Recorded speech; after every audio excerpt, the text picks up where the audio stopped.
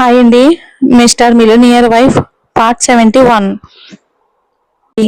Soros తన మనుషులను తీయమని ఆదేశించాడు. ఇక అందరికీ కూడా సహాయం చేయమని సూచించాడు. అతను అక్కడి నుండి వెళ్ళబోతూ ఉండగా అదే సమయంలో అతని మొబైల్ ఫోన్ మోగింది. అలాగే కొన్ని మెసేజ్లు కూడా వచ్చాయి. స్క్రీన్ పై ఒక ఉన్నత అధికారి నెంబర్ కనిపించడంతో అతను వెంటనే కాల్ తీసుకుని చెవికి పెట్టాడు. మిస్టర్ సోరస్, నేను మీకు కొన్ని ఫోటోలు మరియు వీడియోలు పంపాను. వీటన్నిటి వెనుక తృప్త మరియు అరుణ అని ఇద్దరు మహిళలు ఉన్నారు. ఇక విచారణలో తెలిసింది ఏంటంటే వారు మీ పరిచయస్తులు. వారి మాటలను ప్రశాంతంగా విన్న సోరస్ ముఖంలో కోపం అగ్నిలా దహించి ఉంది. అలాగే మీ బిడ్డను తీసుకెళ్లిన వ్యక్తి ఫోటో కూడా నేను పంపాను. మా వైపు నుండి పూర్తిగా శక్తి ఉపయోగించి వెతకడం అయితే ప్రారంభించాము. అతన్ని ఎలాగైనా కనుగొంటాం. సూరజ్ గారు, మీరు మాత్రం ఎయిర్పోర్ట్ లో వారిని పట్టుకుని మాకు సమాచారం ఇవ్వండి. నేను వారిని జైల్లో వేయించి జీవితాంతం బయటికి రాకుండా చేస్తాను అని ఆ ప్రధాన అధికారి భావోద్వేగంతో కూడిన ఇక ఆ మాటతో చెప్పాడు.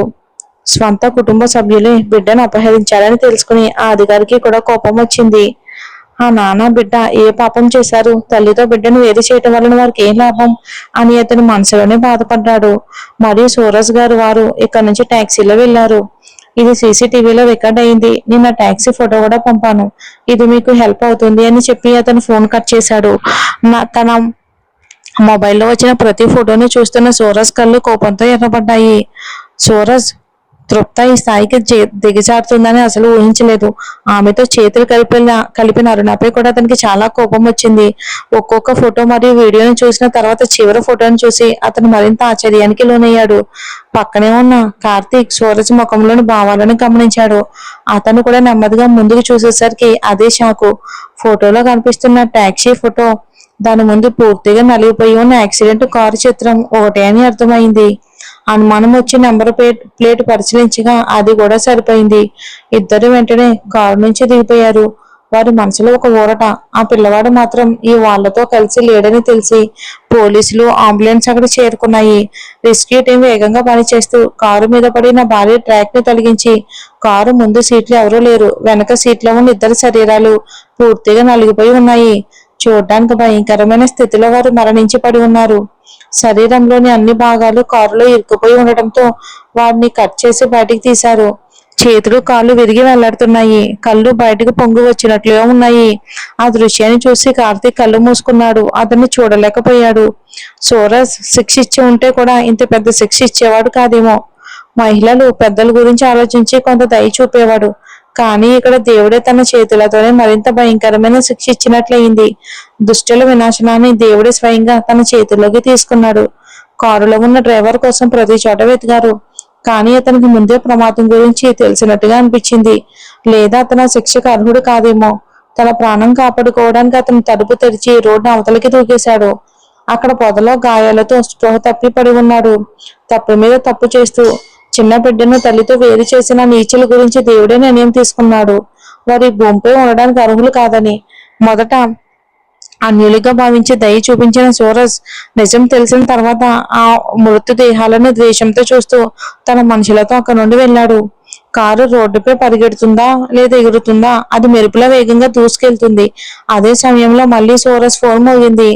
బ్లూటూత్ కు కనెక్ట్ చేయగానే అతని తల్లి ఏడుస్తూ మాట్లాడిన మాటలు విని సూరజ్ ఒక్కసారిగా ఆందోళన చెందాడు. ఏమైందమ్మా? నీల ఎలా ఉంది? బిడ్డ గురించి ఏమైనా సమాచారం దొరికిందా? అతని ప్రశ్నకు వసుంధర ఏడుస్తూ సూరజ్ బిడ్డ గురించి ఏమైనా వార్త దొరికిందా అని అడిగింది. ఆమె ఏడుపు విన్న సూరజ్ కు కోపం వచ్చింది. కానీ తనని తన అదుపులో పెట్టుకుని, అవును, సమాచారం వచ్చింది, నేను అక్కడికే వెళ్తున్నాను అని చెప్పాడు. ఎంత త్వరగా ఇంతంత త్వరగా బిడ్డను తీసుకురా బాబు, ఇక్కడ నీలకి జ్వరం వచ్చింది అని వసుంధర చెప్పగానే సూరజ్ ఒక్కసారిగా కారు బ్రేక్ వేశాడు. అతను గుండె ఒక క్షణం ఆగినట్లయింది. డాక్టర్ ఆమె దగ్గరే ఉన్నారు. మేము చాలా నచ్చ చెప్పాము, కానీ ఆమె బిడ్డ గురించి పట్టుబడుతుంది. అది విన్న వెంటనే సూరజ్ కోపంతో స్టీరింగ్ పై బలంగా కొట్టాడు. అతని కళ్ళల్లో నీళ్లు తిరిగాయి. ఇప్పటి వరకు దోమ కూడా దగ్గరకు రానివ్వని స్థితిలో చూసుకున్న నీల ఇప్పుడు ఇలా ఉండడం అతనికి తట్టుకోలేనిదిగా మారింది. నేను నీలకి ఏమీ జరగనివ్వను, నేను త్వరగా బిడ్డతో వస్తాను అని చెప్పి కాల్ కట్ చేశాడు. వెంటనే తన మనుషులకు మరింత వేగంగా వెతకమని చెప్పాడు. బిడ్డను తీసుకెళ్లిన వాళ్ళు ఆ బిడ్డను దగ్గర ఉంచుకోవడం ప్రమాదమని తెలిసి వెంటనే వేరొకరికి అప్పగించాలని నిర్ణయించుకున్నారు. ఎక్కువ డబ్బు ఇస్తే పిల్లలు లేని జంటను ఇచ్చుకుని ఒప్పందం కుదుర్చుకున్నారు. దీని ఫలితంగా వారిద్దరు బిడ్డను తీసుకుని ఒక ప్రజా ప్రదేశానికి వచ్చినప్పుడు సూరజ్ కూతురు గట్టిగా ఏడవడం మొదలుపెట్టింది. ఆ చుట్టూ ఉన్న వాళ్ళు అది సాధారణ విషయమే అనుకుని వెళ్ళిపోయారు. కానీ బిడ్డ మాత్రం ఆగకుండా ఏడుస్తూనే ఉంది. తర్వాత అక్కడ ఉన్న కొందరు దగ్గరకు వచ్చి అనుమానంగా చూస్తూ అడిగారు, అరే పాప ఆకలితో ఏడుస్తుంది అనుకుంటా, బాటిల్లో పాలు ఎందుకు ఇవ్వడం లేదు అని ఒకడు ఆమెను మందలించాడు. అరే ఈ బిడ్డ బాటిల్లో అస్సలు తాగడం లేదు, నోట్లో పెట్టుకోవడం లేదు అని గట్టిగా అరుస్తుంది ఆవిడ. బిడ్డను చేతుల్లోకి తీసుకున్న వెంటనే చిన్నారి తన నోట్లో బాటిల్ ఇక పెట్టుకోకపోవడం చూసి అక్కడ ఉన్న వాళ్ళు అయోమయంలో పడ్డారు. బిడ్డ బాటిల్ నోటికి పెట్టడం లేదు అని ఆ మహిళ చెప్పింది. అరే అయితే ముందు కొంచెం పాలు పట్టు అని ఆ పక్కనే ఉన్న వ్యక్తి విసుగుతూ అన్నాడు. మర్చిపోయాను అని మహిళ గందరగోళంగా చెప్పింది. ఇక ఆ మాట వినగానే చుట్టూ ఉన్న వాళ్ళు చెవులు లేచాయి. అనుమానం కూడా పెరిగింది వీళ్ళ ప్రవర్తనకి. వెంటనే ఇద్దరు ఒకరిపై ఒకరు దోషం వేస్తూ గొడవ పడడం మొదలు పెట్టారు. అక్కడున్న ప్రజలు ఒక్కొక్కరిగా ప్రశ్నలు అడుగుతూ వారిని చుట్టుముట్టారు. వారు పారిపోవడానికి ప్రయత్నించిన క్షణంలోనే వాతావరణం మరింత ఉద్రిక్తంగా మారింది. అదే సమయంలో సూరజ్ అక్కడికి వచ్చాడు. పారిపోవడానికి ప్రయత్నిస్తున్న ఆ వ్యక్తి వైపుకు సూరజ్ ఒక్కసారిగా దూసుకెళ్లి గట్టిగా గుద్దాడు. అతని ముక్కు నుంచి రక్తం కారింది. అతని ఫోటో ఆధారంగానే పోలీసులు మొత్తం వివరాలు బయటికి తీసి ట్రాకింగ్ చేశారు.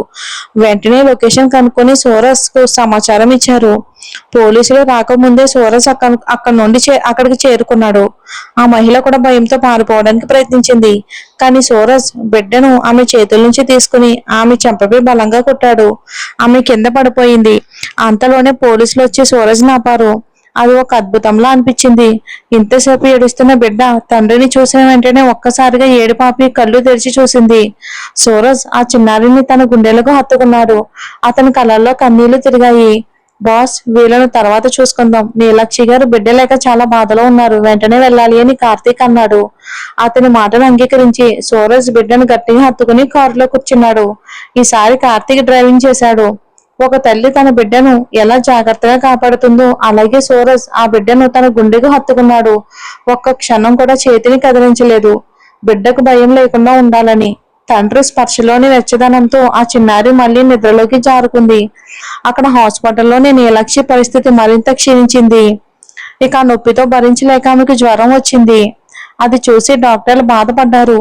కానీ ఆ రోజు చివరికి మంచికి చెడుపై విజయం లభించింది.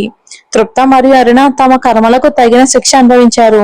ఒకవైపు నొప్పి అలా వస్తూ ఉండగానే ఒక చేతితో తనని పట్టుకుని పళ్ళు బిగించి నీలాక్షి ఆ బాధను భరిస్తుంది.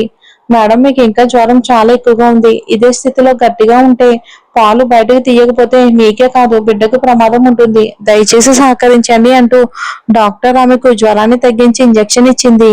ఆమె తల ఊపుతూ తిరస్కరించింది. నా బిడ్డ ఎక్కడా, ఎలా బాధపడుతుందో తెలియకుండానే నేనేమీ చేయలేను. తల్లి కర్తవ్యాన్ని నేను సరిగ్గా చేయలేకపోయాను. ఇప్పుడు నా బిడ్డ నా దగ్గరే ఉండాలి. నా సూరజ్ తనని తీసుకొస్తారు. వారు వచ్చే వరకు నేను ఇలాగే ఉంటాను. నొప్పితో మాటలు రాకపోయినా ఆమె కళ్ళల్లో కన్నీళ్ళు వచ్చాయి. బాధతో పాటు మనసులోని భారం ఆమెను బలహీనంగా మార్చేసింది. శరీరం కూడా క్రమంగా శక్తిని కోల్పోయింది. జ్వరం తగ్గించే మందు ఇచ్చిన తర్వాత డాక్టర్ వెంటనే మరో రోగిని చూడటానికి అక్కడి నుండి వెళ్ళిపోయింది. తన కోడలి బాధను చూడలేక వసుంధర కళ్ళు తడిచేరాయి. ఆమె పక్కనే కూర్చుని తల్లిలా నీలాక్షి తలను నిమురుతూ ఉండిపోయింది. ఏ భగవాన్, ఏ తప్పు చేయని నా అమాయక కోడల్ని ఎందుకు ఇంత బాధ పెడుతున్నారు? తప్పంతా నా వల్లే కదా. నా కొడుకు కోడల్ని సంతోషంగా ఉంచు. బాధ ఇవ్వాలి అనుకుంటే నాకు ఇవ్వు అని శివ పార్వతి క్యాలెండర్ వైపుకు చూస్తూ ప్రార్థించింది. అదే సమయంలో నీలక్ష్మిని చూసి వసుంధర ఒక్కసారిగా షాక్ అయింది. ఆమె శరీరం అగ్నిలా మండిపోతూ ఉంది. తీవ్రమైన జ్వరం రావటంతో చేతులు కాళ్ళు ఒక్కసారిగా వణుకుతూ కుదుపులు మొదలయ్యాయి. కాళ్ళు పైకి తిరిగిపోతూ నీలాక్షి బాధతో ఇక వణికిపోతూ ఉంది. అది చూసి వసుంధర భయంతో కేకలు వేసింది. వసుంధర అరుపులు విన్న నర్సు పరిగెత్తుకుంటూ వచ్చి వెంటనే షాక్ అయింది. తక్షణమే డాక్టర్ని పిలిపించింది. 2 నిమిషాల్లోనే డాక్టర్ కూడా హడావిడిగా పరిగెత్తుకుంటూ వచ్చారు. మొత్తం మెడికల్ టీం భయంతో వెంటనే చికిత్స స్టార్ట్ చేసింది. ఇక నీలాక్షి తన స్పృహ కోల్పోతున్న స్థితిలో ఉంది. ఆమె కళ్ళు మూసుకోబోతున్న క్షణంలోనే అదే సమయంలో బిడ్డ ఏడుపు శబ్దం ఆమె చెవిలో పడింది. కన్నీళ్లతో కళ్ళు అటు ఇటు తిప్పగా దూరంగా మసగ్గా సూరజ్ రూపం కనిపించింది. తన భార్యని స్థితిలో చూడలేక సూరజ్ కళ్ళల్లో నీళ్లు తిరిగాయి. అతను ఆమె చేతులను బలంగా పట్టుకుని వంగి, నేను మన బిడ్డని తీసుకొచ్చాను. మన బిడ్డ తిరిగి మన దగ్గరికి వచ్చింది అని చెప్పాడు. ఆ మాటలు చెవుల్లో పడి మెదడులోకి చేరగానే నీలక్ష్య అతని చేతులను పట్టుకుని స్పృహ కోల్పోయింది. తర్వాత కొన్ని గంటల పాటు నిరంతరం చికిత్స చేశారు. తల్లి బిడ్డ ఇద్దరికి ఎలాంటి ప్రమాదం లేదని డాక్టర్లు చెప్పిన తర్వాత అందరూ ఊపిరి పీల్చుకున్నారు. ఆ వార్త విన్న వెంటనే రాజశేఖర్ హడావిడిగా హాస్పిటల్ కి వచ్చాడు. తన కుమార్తె పరిస్థితిని చూసి ఆయన గుండె కుదేలయ్యింది. బాగుంది, కనీసం బతికింది అని బాధతో అన్నారు. అదే సమయంలో అర్ధరాత్రి విమానంలో వచ్చిన అరవింద్ కు తన తల్లి చేసిన పనులు తెలిసి అతను కన్నీళ్లు పెట్టుకున్నాడు. ఇది ప్రేమ కాదు, అలాంటి అమ్మ కడుపున నేను పుట్టుండకూడదు అని అతని మనసు బాధతో తల్లడిల్లిపోయింది. తన తల్లి చేసిన పనులకు క్షమాపణ కోరుతూ అతను సూరజ్ నీలక్షి కాళ్ళ దగ్గరకు వచ్చి క్షమించమని వేడుకున్నాడు. సూరజ్ ఎప్పటిలాగే అతన్ని కోపంగా చూస్తూ నిశ్శబ్దంగా నిలబడ్డాడు. కానీ ఆ క్షణంలో అతని కళ్ళల్లో కోపం మాత్రమే కాదు, ఒక గంభీరమైన నిశ్శబ్దం కూడా కనిపించింది. నీలక్షి నెమ్మదిగా మాట్లాడి అతన్ని శాంతింప చేసింది. ఆమె మాటల్లో ఉన్న నమ్మకం, ఇక అది విన్న సూరజ్ కోపం క్రమంగా తగ్గిపోయింది. అనన్య మాత్రం ఒక అడుగు ముందుకేసి, నేను అదే రోజే తృప్తాన్ని చంపేస్తుంటే ఇవన్నీ జరిగేవే కాదు. చిన్న బిడ్డను కూడా పట్టించుకోకుండా ఇలాంటి నీచమైన పని చేసిన వాళ్ళతో మనకి ఎలాంటి సంబంధం లేదు అని గట్టిగా చెప్పింది అనన్య. అరుణ మరియు తృప్త ఇద్దరిని శవాలుగా ప్రకటించి పోలీసులు వారికి అంత్యక్రియలు చేశారు. ఇక హాస్పిటల్ నుంచి ఇంటికి జంట పిల్లలతో వచ్చిన వారిని గేటు వద్దే ఆపి హారతిచ్చి దిష్టి తీసి వసుంధర చిరునవ్వుతో స్వాగతం పలికింది. ఇది చూసి నీలక్షి కళ్ళల్లో నీళ్లు తిరిగాయి.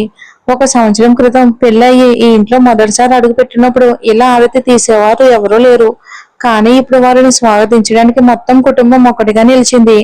ఆమె భావాలను అర్థం చేసుకున్న సూరజ్ బిడ్డను చేతుల్లోకి తీసుకుని మరో చేతితో నీలక్షిని తన దగ్గరకు లాక్కుని గట్టిగా హత్తుకున్నాడు. ఇక ఆనందంతో నీలక్షి అతని భుజంపై వాలి కన్నీళ్లు పెట్టుకుంది. చూస్తూ చూస్తూ బిడ్డ పుట్టి 3 నెలలు గడిచిపోయాయి. నీలక్షి ఆరోగ్యం పూర్తిగా బాగయ్యాక నామకరణం చెయ్యాలని సూరజ్ అనుకున్నాడు. అప్పటి వరకు ఇంట్లో అందరూ ఆ పాపలను ప్రేమగా ఒక్కొక్క పేరు పెట్టి పిలుస్తున్నారు. ఇల్లు మొత్తం పండగ వాతావరణంలో మారిపోయింది. అందరూ ఒకవైపు నుంచి మరోవైపుకు తిరుగుతూ సందడి చేస్తున్నారు. తన భార్యకి ఎలాంటి ఇబ్బంది కలగకూడదని జాగ్రత్తగా శారీని సర్దుతూ ఉన్న సూరజ్ కళ్ళల్లో అపారమైన ప్రేమ కనిపిస్తుంది. పాపలకు పాలిచ్చే సమయానికి మాత్రమే పిల్లలను నీలక్షి దగ్గరికి తీసుకొస్తారు. మిగతా సమయం ఎవరి చేతిలో ఉంటారో కూడా ఆమెకే తెలియదు. ఇంట్లో అంతమంది ఉన్నారు కాబట్టి తాత, నానమ్మ, మామ, అత్తలు అందరూ ఒక్కొక్కసారి పాపలను చూసుకుంటున్నారు. అంశుమన్, అనన్య, రఘువీర్, వసుంధర, రాజశేఖర్, అలాగే మధ్యలో వచ్చి చూసే కార్తీక్, త్రిశల ఇలా అందరి చేతిలో పాపలు తిరుగుతున్నారు. ఆకలి వేస్తే మాత్రం తల్లికి కొద్దిసేపు తీసుకొస్తున్నారు. ఇంతమంది ప్రేమ మధ్య నీలక్షి రూపం పూర్తిగా మారిపోయింది. అతను ఆమెపై పిచ్చిగా ప్రేమలో ఉన్నాడు. ఇప్పుడు యవ్వన సౌందర్యం ప్రసవం తర్వాత తీసుకున్న శ్రద్ధతో నీలక్షి మరింత అందంగా మెరిసిపోతుంది. సూరజ్, మీ చూపు సరిగ్గా లేదు, వెళ్ళి రెడీ అవ్వండి అంటూ ఆమె అతని నుంచి దూరంగా వెళ్లే ప్రయత్నం చేసింది. కానీ సూరజ్ వదులుతాడా? ఆమె శారీ పళ్ళును పట్టుకుని తనని దగ్గరికి తీసుకున్నాడు. ఇన్ని రోజులు ఆమె ఆరోగ్యం కోసం దూరంగా ఉన్న సూరజ్ ని చూసి నీలక్షికి మనసు కరిగిపోయింది. ఒక్కసారిగా తనని దగ్గరికి తీసుకుని ప్రేమగా ముద్దు పెట్టాడు. సూరజ్ అతని కౌగిట్లో కరిగిపోయిన ఆమె గొంతు అతనికి వినిపించలేనంత మృదువుగా మారింది. ఇక ఆగలేను నా ప్రాణం. అతని గొంతులో తపన స్పష్టంగా ఉంది. వెంటనే తనని దగ్గరికి తీసుకున్నాడు. ఇద్దరు భావోద్వేగాలు పరాకాష్ఠకు చేరాయి. ఒకరినొకరు పూర్తిగా తమలో కలిపేసుకోవాలి అనే తపనలో ఉన్నారు. ఆమె శ్వాసలోని మాధుర్యంలో సూరజ్ పూర్తిగా కరిగిపోయాడు. కానీ వెంటనే అతని మనసు ప్రసవ సమయంలో ఆమె పడిన బాధను గుర్తుకు చేసింది. ఇక నియంత్రణ కోల్పోవడానికి క్షణం ముందు అతను ఆమెను విడిచిపెట్టి ఆమె నుదుటిపై ముద్దిచ్చి ఇక వాష్రూమ్ కి వెళ్ళాడు. ఇక అదే సమయంలో పూజా గదిలో పండితుడు 2 బంగారు తాళాలలో బియ్యం పరిచి వాటిపై పసుపు గింజలు ఉంచి మంత్రాలు చదువుతున్నాడు. దేవుడి ముందు సూరజ్, నీలక్షి కూడా ఇద్దరు కూర్చున్నారు. వారి ఒడిలో 2 చిన్న పాపలు దేవతల్లా మెరిసిపోతున్నారు అందంగా. సా లేదా షా అక్షరాలతో పేరు నిర్ణయించబడింది అని పండితుడు చెప్పగానే అందరూ కూడా చప్పట్లు కొట్టారు. దేవుడికి మనసారా నమస్కరించి ఇప్పటి వరకు పెట్టుకున్న ముద్దు పేర్లకు ముగింపు పలుకుతూ ఇక సూరజ్ అన్నాడు, నా పాపల పేర్లు నీలక్షి పేరుతో కలిసేలా ఉండాలి. కానీ సూరజ్, నాకు నీ పేరుతో మొదలయ్యేలా కావాలి అని అనుకున్నాను. ఇక రాముడు నా మాట విన్నాడు కాబట్టి సా అక్షరంతో వచ్చింది. అంటూ నీలాక్షి నవ్వింది. అయితే పెద్ద పేరు స్వరాక్షి, చిన్నది శతాక్షి. ఎలా ఉంది నీలా? నీలాక్షి సంతోషంగా కళ్ళు మూసి అంగీకరించింది. అమ్మా, అన్నయ్య, ఎంత అందమైన పేర్లు మా దేవతలకు అంటూ అనన్య అంచుమని గట్టిగా చప్పట్లు కొట్టారు. ఆ వెంటనే ఒక్కొక్కరు వచ్చి పాపల పేర్లు పలికి ఆశీర్వదిస్తూ బహుమతులు ఇచ్చారు. ఆ రోజు ఇంటి వాతావరణం పండగలా మారిపోయింది. నాట్యం, పాటలు, నవ్వులు, సరదాలతో అందరూ తమ తమ జంటలతో ఆనందాన్ని పంచుకున్నారు. కానీ సూరజ్, నీలాక్షి మాత్రం ఒకరినొకరు మాత్రమే చూస్తూ ఉన్నారు. వారి కళ్ళల్లో మాటలకు అందని ప్రేమ నిండిపోయింది. ఇలాంటి రోజు తన జీవితంలో ఎప్పటికీ రాదు అని భావించిన సూరజ్ మనసులోనే ఇప్పుడు కొత్త వెలుగు నిండింది. అతని జీవితానికి ప్రాణం పోసిన వారు ఆ రెండు చిన్న దేవతలు, స్వరాక్షి మరియు శతాక్షి. ఇక నా నా జీవితానికే ప్రాణం పోసింది నువ్వే నీలా అంటూ సూరజ్ ప్రేమగా ఆమె నుదుటిపై ముద్దు పెట్టాడు. దీన్ని చూసిన చుట్టూ ఉన్న వాళ్ళు ఆనందంతో కేరింతలు కొట్టారు. సూరజ్ మరియు నీలక్ష జీవితం ఎప్పటికీ సంతోషంగా ఉండాలని ఆశీర్వదిస్తూ ఈ వేడికి ఇక్కడితో ముగిసింది. ఈ స్టోరీ కూడా ఇక్కడితో అయిపోయింది. ఈ స్టోరీ ఇప్పటి వరకు ఆదరించిన ప్రతి ఒక్కరికి కూడా మనస్ఫూర్తిగా థ్యాంక్ యూ సో మచ్ అండి. మరిన్ని స్టోరీలను మీ ముందుకు తీసుకొస్తూ ఉంటాను. ఆల్రెడీ కొత్త స్టోరీ కూడా స్టార్ట్ అవుతుంది కాబట్టి అది కూడా సపోర్ట్ చేయండి. నచ్చితే తప్పకుండా కంటిన్యూ చేస్తాను, లేదంటే వేరే స్టోరీ ఇస్తానండి. Thanks for watching.